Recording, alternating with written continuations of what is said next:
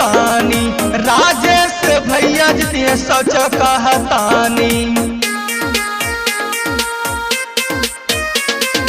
दुखिया गरीबन के मिट्टी परेशानी, कालिया बाबा जितिए सच कहतानी। देखा विरोधियन के लटकल बलोला हो, लटकल बलोला।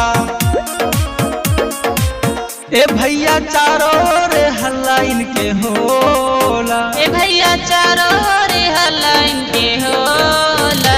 ए भैया इनके जितैया कहे पूरा गांव घर टोला। ये भैया इनके जितैया कहे पूरा गांव भर टोला। कलिया बाबा के जितैया कहे पूरा गांव घर टोला। कलिया बाबा के जितैया राजेश अवस्थी कालिया बाबा जिंदाबाद जिंदाबाद, राजेश अवस्थी कालिया बाबा जिंदाबाद जिंदाबाद। सोनी रिकॉर्डिंग स्टूडियो सिद्धार्थनगर।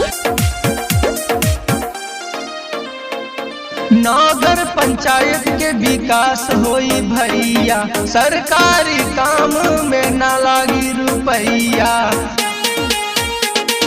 नगर पंचायत में विकास होई भैया, सरकारी काम में ना लागी रुपैया।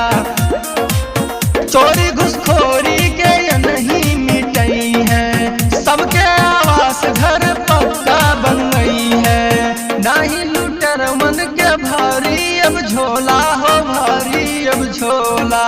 ए भैया चारों रे हल्ला इनके होला, ए भैया चारों रे हल्ला इनके होला। राजेश भैया के जीतैया कहे पूरा गांव नगर टोला। राजेश भैया के जीतैया कहे पूरा गांव घर टोला। राजेश भैया के जीतैया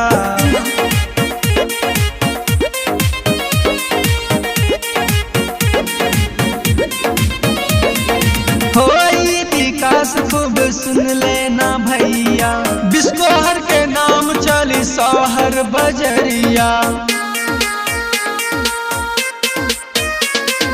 होई विकास खूब सुन लेना भैया, बिस्कोहर के नाम चली शहर बजरिया।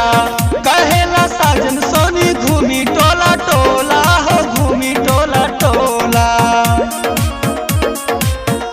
कालिया बाबा के चर्चा देखा होला, राजेश भैया के तो चर्चा देखा होला। ए भैया इनके जीतैया कहे पूरा गांव घर टोला।